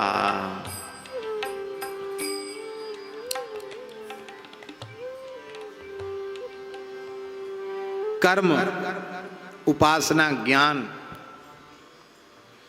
आदि जितने साधन हैं, वे साधन हृदय की जलन को, हृदय की पीड़ा को, हृदय के संताप को दूर करने में असमर्थ हैं, समर्थ नहीं। और श्री राम नाम की महिमा कैसी है? काशी, एक तो महेश माने भगवान शिव, जो भगवान स्वयं यो ददाति सताम शंभु कैवल्यमपि दुर्लभम, अति दुर्लभ कैवल्य मोक्ष शंकर जी सहज दे देते हैं, स्वयं समर्थ हैं भगवान शिव। फिर सुरसरी गंगा जी, अरे महाराज गंगा जी की कितनी महिमा कहें हम। गंगा गंगेत यो ब्रूयात योजनानाम श्रुतैरपि मुच्यते सर्व पापेभ्यो विष्णुलोकम जगच्छति। सैकड़ों योजन दूर खड़े होकर के भी गंगे गंगे गंगे कह करके स्नान करे तो सारे पापों से मुक्त होकर के भगवान के धाम की प्राप्ति का अधिकारी बन जाता। गंगा जी की बड़ी भारी महिमा है। द्रवीभूत ब्रह्म ही गंगा जल है।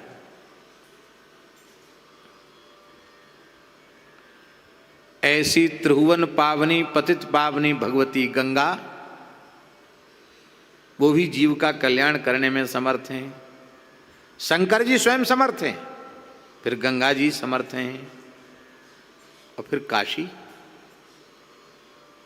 जितने मुक्ति क्षेत्र हैं उन समस्त मुक्ति क्षेत्रों में यथा काशी ह्यनुत्तमा, काशी सबसे श्रेष्ठ है। काश्याम मरणान मुक्ति ही, काशी में मरण से मुक्ति हो जाती है। काशी का स्मशान महाश्मशान है, सब जगह स्मशान है, और काशी में महाश्मशान है। आप लोग कहेंगे स्मशान और महाश्मशान में अंतर क्या है? श्मशान में शरीर जलता है, श्मशान में पार्थिव शरीर जलता है, पर काशी में जब दाह संस्कार होता है तो स्थूल, सूक्ष्म और कारण तीनों जल जाते हैं। क्योंकि सूक्ष्म कारण ये सब तीनों शरीर समाप्त नहीं होंगे तब तक मोक्ष नहीं होगा, इसलिए वह तीनों शरीर जल जाते हैं, इसलिए मोक्ष हो जाता है। काशी में मरने से मुक्ति होती है।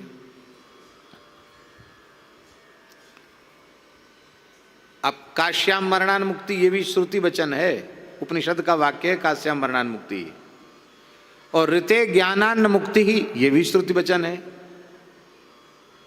अब इसकी संगति कैसे बिठाओगे? काशी से मरने से मोक्ष हो गया तो बिना ज्ञान के मुक्ति नहीं होती, बात तो झूठी हो गई। और ज्ञान से ही मुक्ति होती तो काशी में मरे और चाहे काशी में न मरे तो मुक्ति होगी नहीं होगी, क्या प्रयोजन हुआ? दोनों श्रुति वचन है तो उनकी संगति कैसे होगी? काश्याम मरणान मुक्ति ही ये वचन सही है, अथवा ऋते ज्ञानान्न मुक्ति ये वचन सही है? कौन सा वचन सही? दोनों सही है, क्योंकि दोनों भगवान वेद के वाक्य हैं।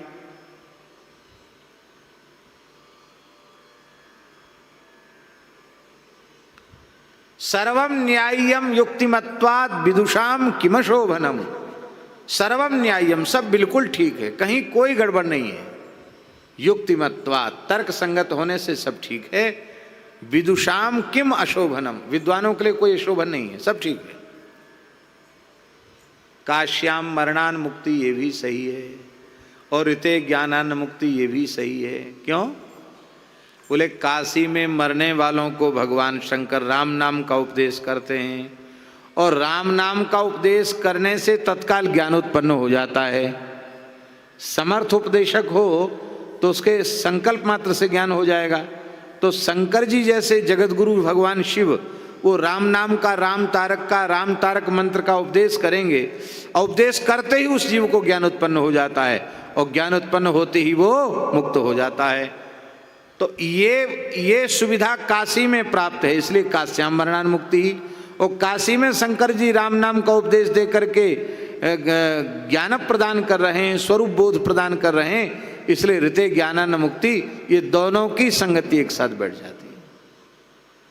ज्ञान उत्पन्न होकर के मुक्त हो जाता है, मुक्त हो जाता है।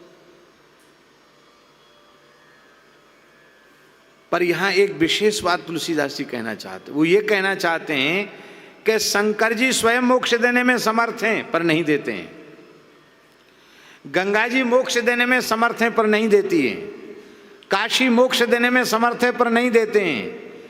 शंकर जी गंगा के तट पर बसी हुई काशी में भूत भावन भगवान विश्वनाथ क्या उपदेश करके जीव का कल्याण करते हैं? राम नाम का उपदेश करके, राम तारक मंत्र का उपदेश करके, और वो जीव का कल्याण करते हैं।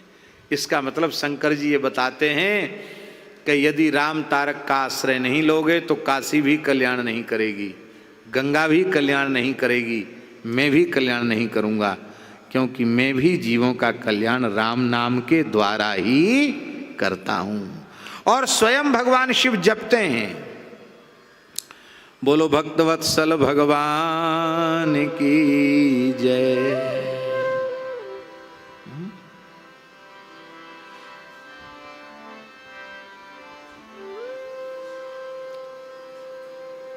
मरत महेश उपदेश हैं कहा करत,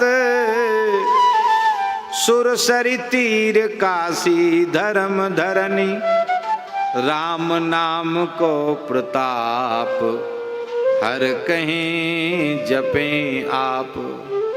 राम नाम के प्रताप को, राम नाम की महिमा को भगवान शंकर कहते भी हैं और स्वयं जपते भी हैं।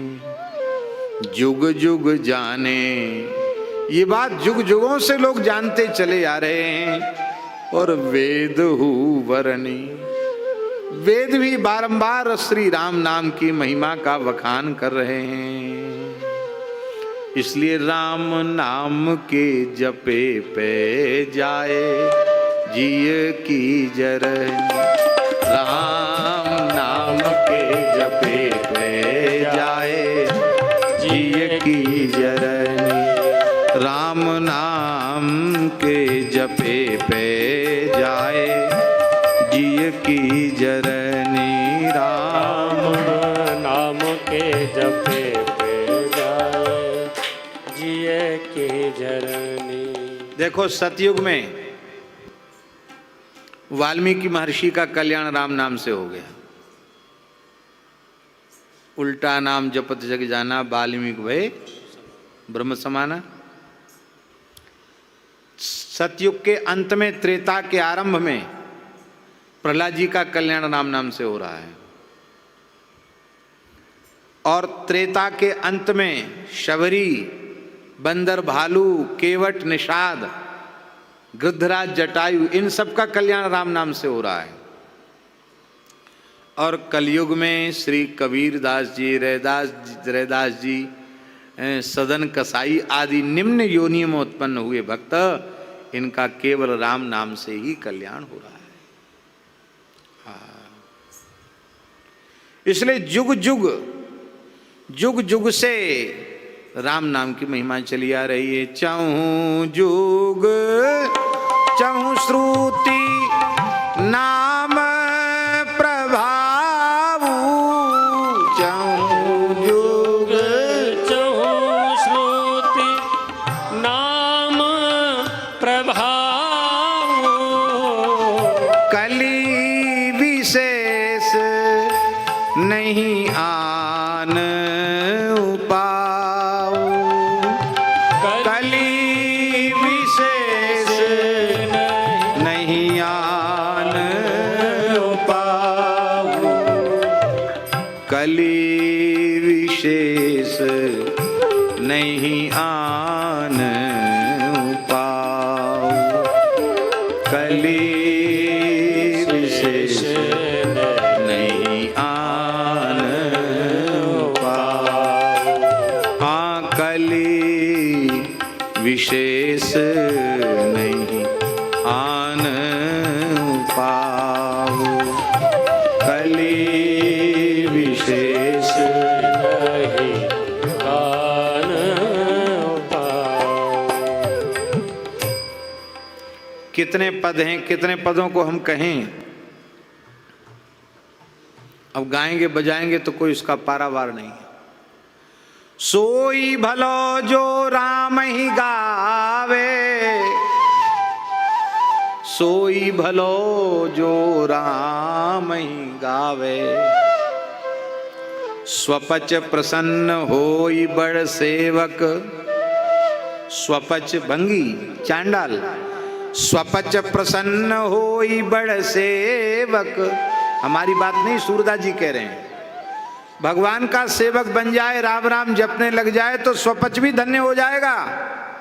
स्वपच प्रसन्न होए बड़ सेवक, बिनु गोपाल द्विज जन्म न भावे।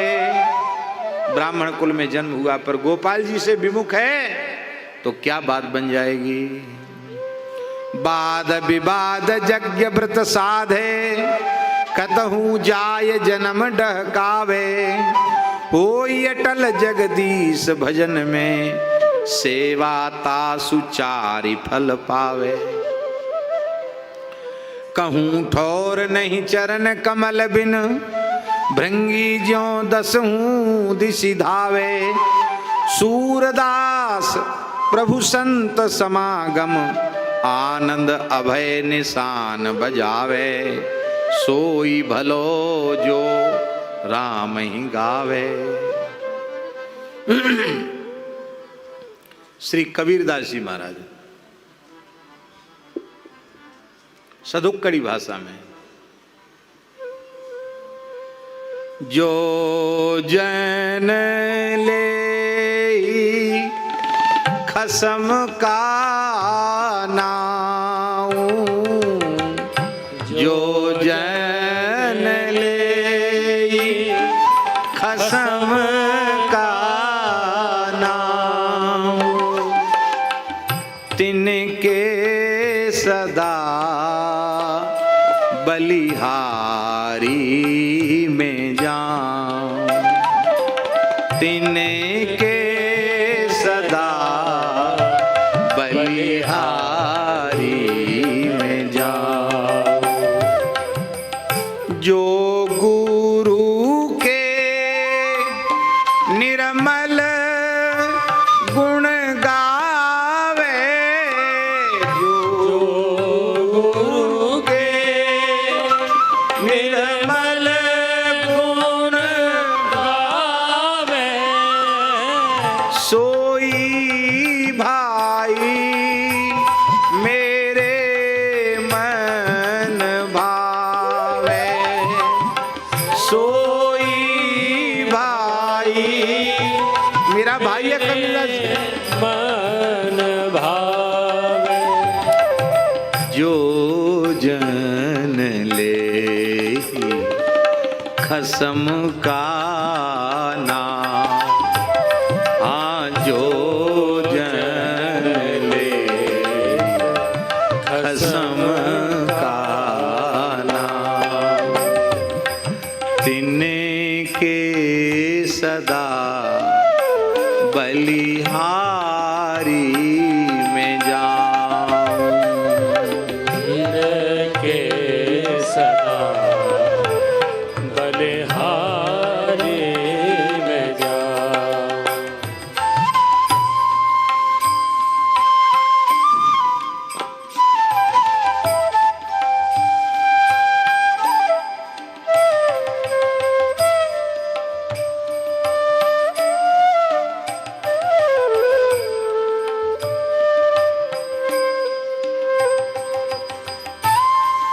वाह।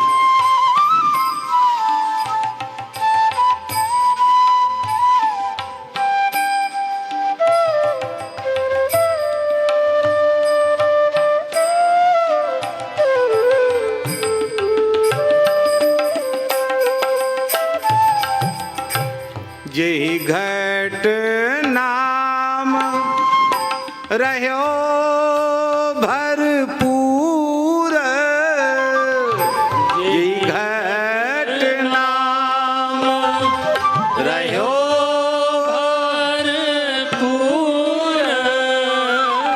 तिनके पद पंकज हम धूर, तिनके पद पंकज हम धूर, तिनकी पद पंकज हम धूर, तिनकी पद पंकज हम धूर, जो जन ले खसम का नाम, जो जन ले खसम का नाम, जो ले खसम का नाम। जाति जुला मति का धीर, जाति जुला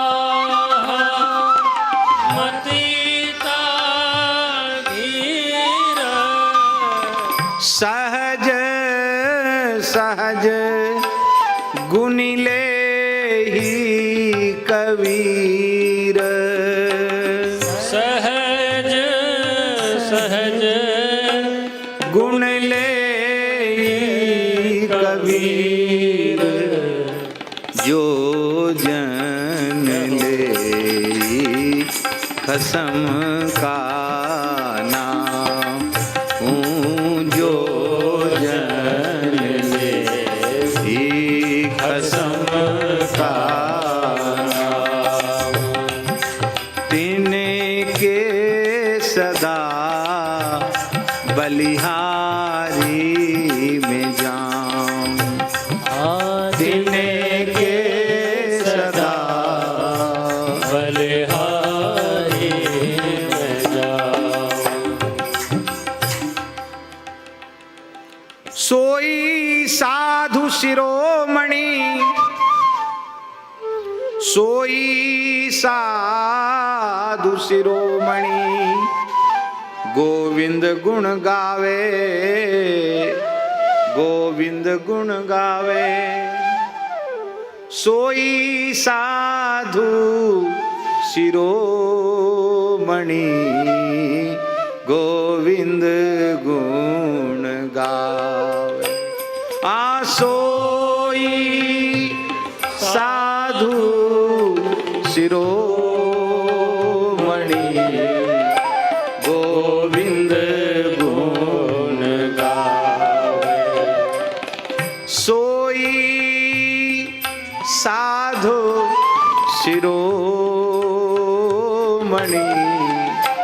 गोविंद गुण गावे सो गाइए संत वाणी है ये सब शिरोमणि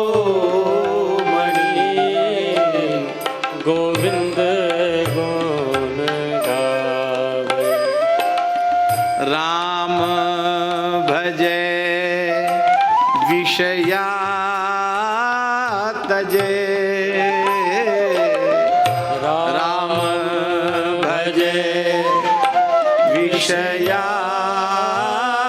तजे आपाना जनावे आपाना जनावे आपाना जनावे आपाना जनावे आपाना जनावे अपना जनावे सोई साधु शिरोमणि गोविंद गुण गावे गोविंद गुण गावे गोविंद गुण गावे। मिथ्या मुख बोले नहीं मिथ्या मुख बोले नहीं पर निंद्या नहीं पर निंद्या नहीं गुण छोड़े गुण गहे गुण छोड़े गुण गहे मन हरि पद माही मन हरि पद माही हरि पद मन मन हरि पद माही सोई साधु शिरोमणि गोविंद गुण गावे सोई साधु शिरोमणि गोविंद गुण गावे।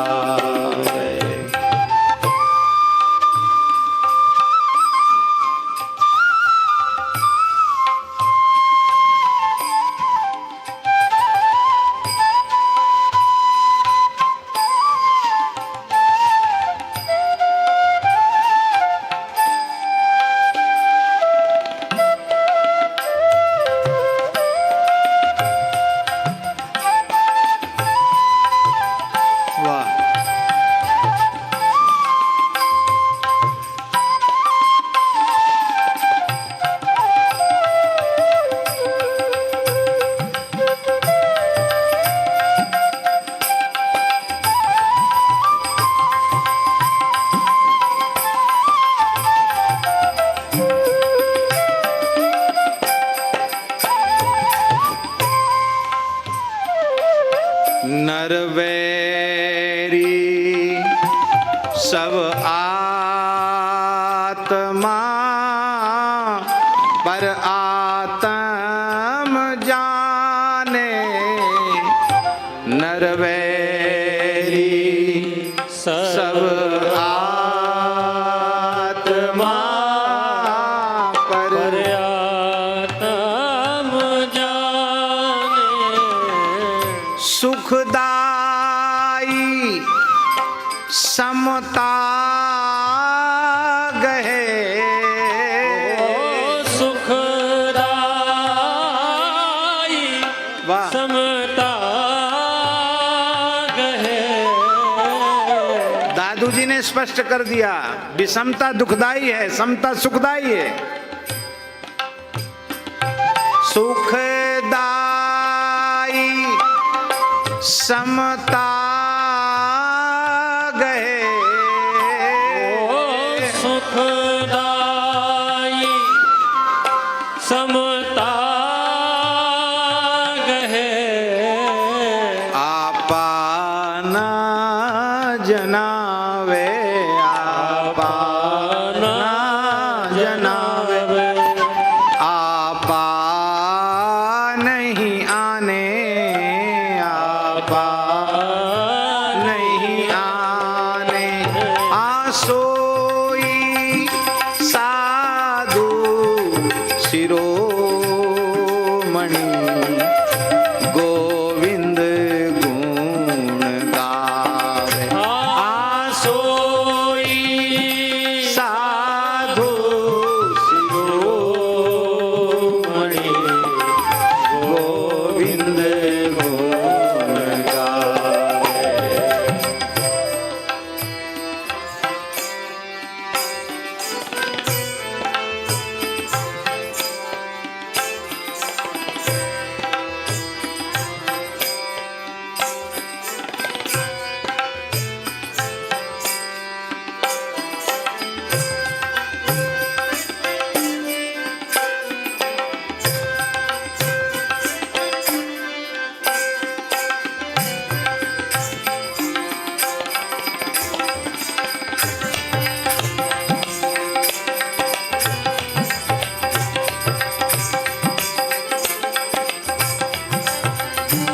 वाह, बहुत बढ़िया।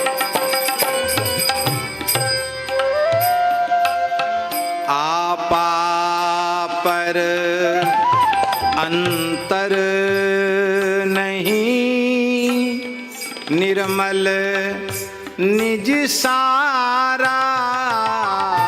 आपा पर अंतर नहीं, निर्मल निज सतवादी साचा कहे, सतवादी साचा कहे। हाँ, सतवादी साचा कहे। सतवादी साचा कहे। ले लीन बिचारा, ले लीन बिचारा, सोई साधु शिरोमणि, गोविंद गुण गावे। हाँ, सोई साधु शिरोमणि, गोविंद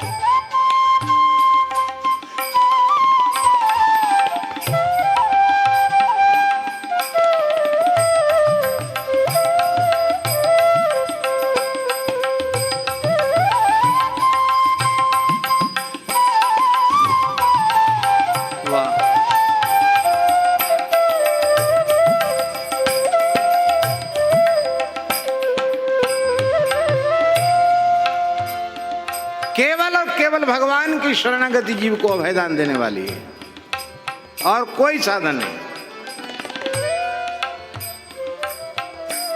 उन निर्भयता देने वाले भगवान के नाम का आश्रय लो, जो समुद्र के तट पर खड़े होकर कह रहे हैं अभयम सर्वभूतेभ्यो ददाम्य तद्व्रतम मम।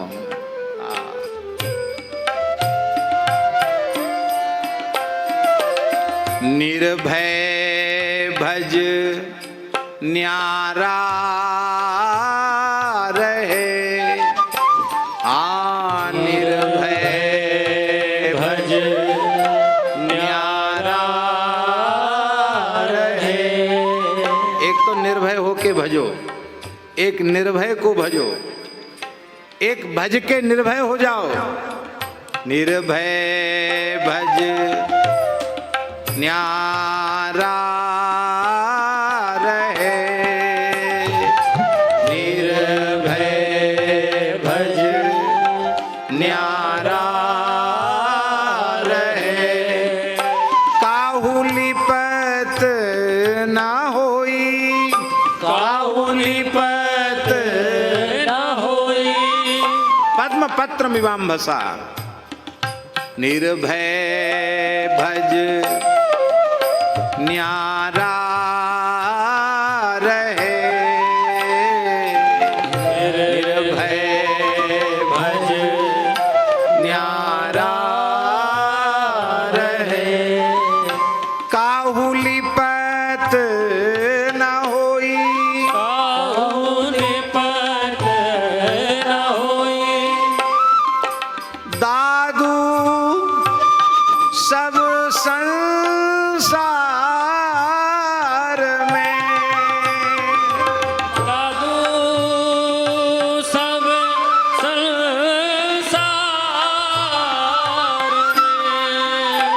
हाँ दादू सब संसार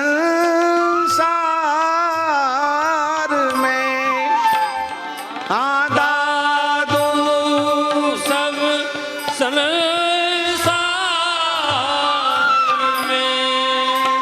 ऐसा जन कोई, ऐसा जन कोई, ऐसा जन कोई हमारे गुरुदेव भगवान के जैसा, ऐसा जन कोई, ऐसा जन कोई, हाँ दादू सब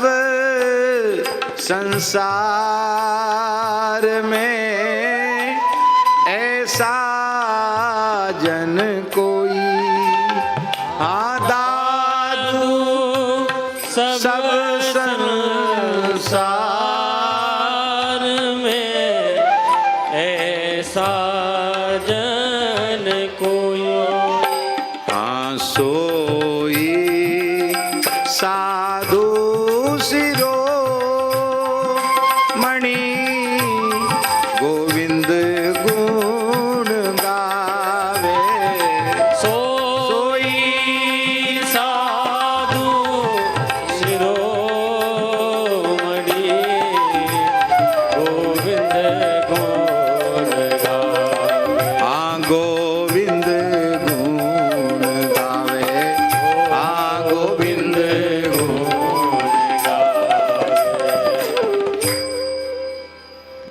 सतयुग हो, त्रेता हो, द्वापर हो, कलयुग हो, असंख्य अनंत भक्त ऐसे हैं जिनका काम केवल भगवान को भजने से बन गया। हमारा आपका भी बन जाएगा। लाखों भक्त प्रमाण हैं, हम उत्साहहीन न हो। भगवान ने बड़ी कृपा की है जो हमको कलयुग में जन्म दिया है। हमको कल्याण का पूरा अवसर भगवान ने प्रदान किया है।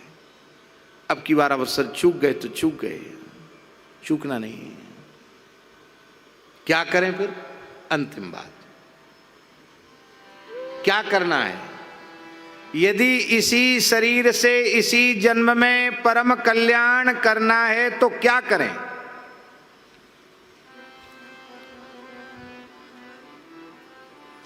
आहा,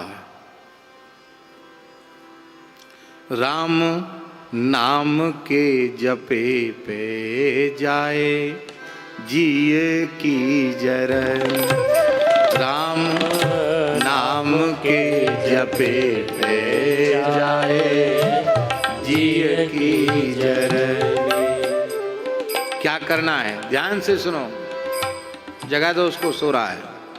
राम नाम के जपे पे जाए जिय की जरनी।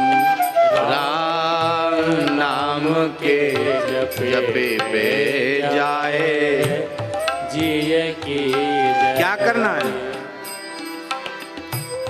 मति राम नाम ही सो, रति राम नाम ही सो, मति राम नाम ही सो, रति राम नाम ही सो, मति राम नाम ही सो, रति राम नाम ही सो, मति राम नाम ही सो, रति राम नाम ही सो, गति राम नाम ही की विपत्ति हरण। गति राम नाम ही की विपत्ति हरण। राम नाम सो प्रतीति प्रीति राखे कबहू। राम नाम सो प्रतीति प्रीति राखे कबहू। तुलसी धरेंगे राम अपनी धरन। तुलसी धरेंगे राम अपनी धरनी। राम नाम के जपे पे जाए जिय की जरन। राम नाम के जपे पे जाए जिय की जरनी। जाए जिय की जरन। जाए जिय की जरनी। मति राम नाम हो सी। यहां मति राम नाम का अर्थ क्या है, देखो,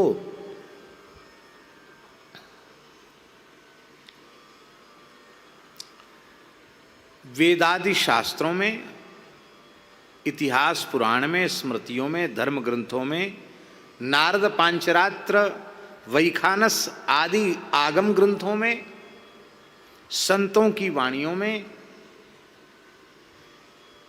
खूब नाम महिमा गाई गई है।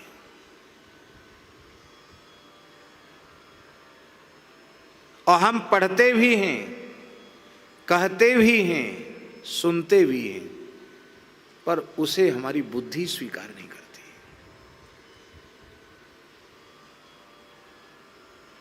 आप तो स्वीकार कर रहे हैं,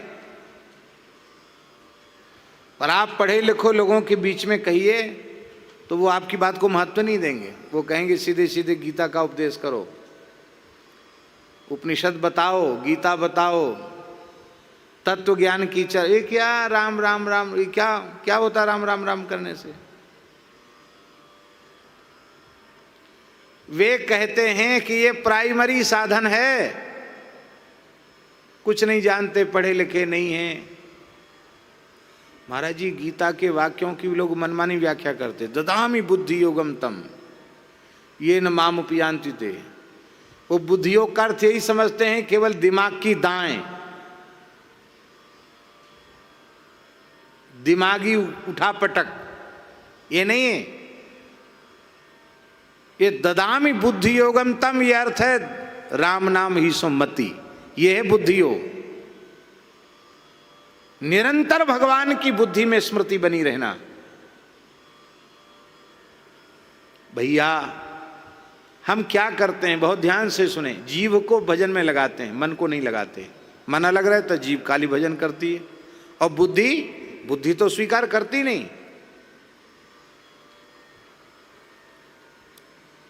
बुद्धि कहते किसको हैं? किसको कहते हैं बुद्धि? जो नाक, जो मन की नाक में नकेल डाले रहती है, उसका नाम है बुद्धि। मन स्वतंत्र नहीं है, बुद्धि से प्रेरित होकर के ही मन क्रियाशील होता है, और मन से प्रेरित होकर इंद्रियां क्रियाशील होती हैं।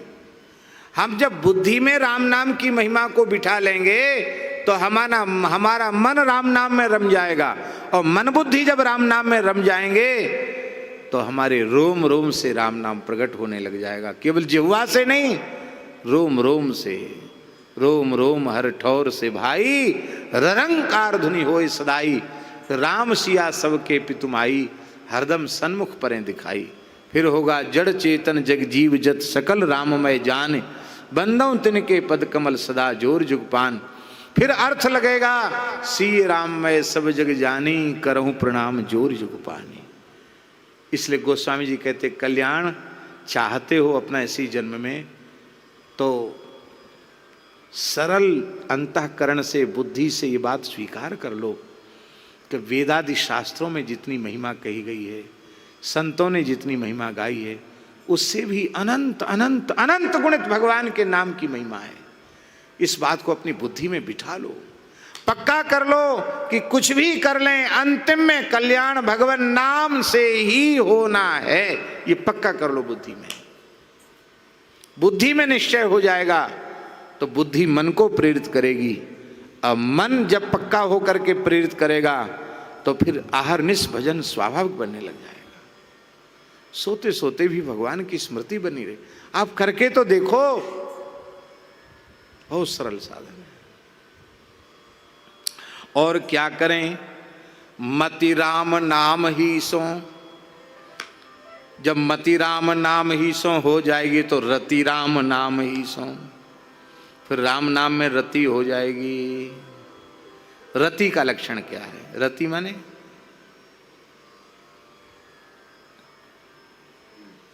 देखो, किसी बुरे अभ्यास में भी रति हो जाती है, फिर वो बुरा अभ्यास भी छूटता नहीं। बुरा अभ्यास हम जानते हैं उस अभ्यास से हमारा बुरा होने वाला है, अनिष्ट होने वाला है, लेकिन उसमें रति हमारी होगी, उसमें स्वाद आने लग गया हमको, उसको हमको छोड़े नहीं छूटेगा। इसका तात्पर्य है, अब जो किसी को तम्बाकू खाने में रस आने लग गया, वो तम्बाकू नहीं छूटती। सन 2001 में हमारे निकट रहने वाले कुछ विद्यार्थी थे, उनको हमको पता चला कि वो गुटखा खाते हैं। गुटखा एक होता है, पुड़िया में आता है, गुटखा खाते हैं। बड़ी पीड़ा हुई हमको। एक महात्मा थे, उन्होंने बताया, महाराज आपको सब ये गुरुजी करते, इनमें से ये गुटखा खाते हैं, क्योंकि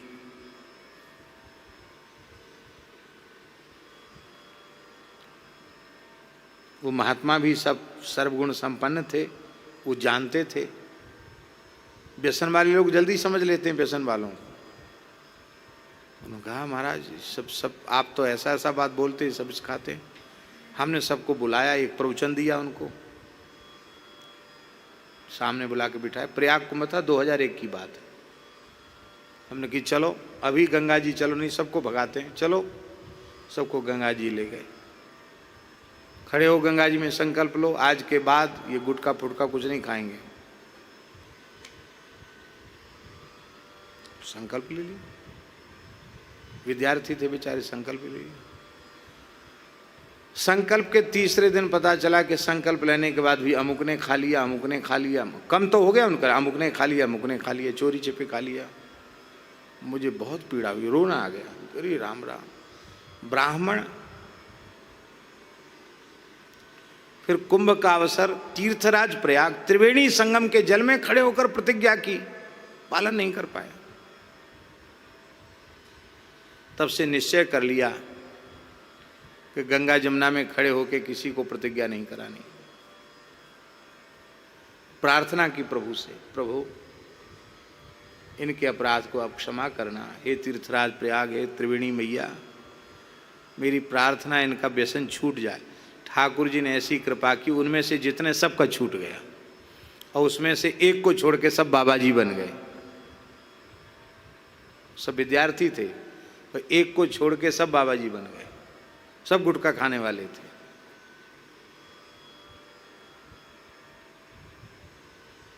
ठाकुर जी ने प्रार्थना सुन ली। हमारे कहने का प्रयोजन ये है कि उससे फायदा क्या है, ये तो पता है कोई फायदा नहीं है, नुकसान ही नुकसान है। और उस अभ्यास को हम नहीं छोड़ सकते क्योंकि उसमें रति होगी हमारी, और राम नाम में रति हो जाएगी, तो क्या हम छोड़ेंगे?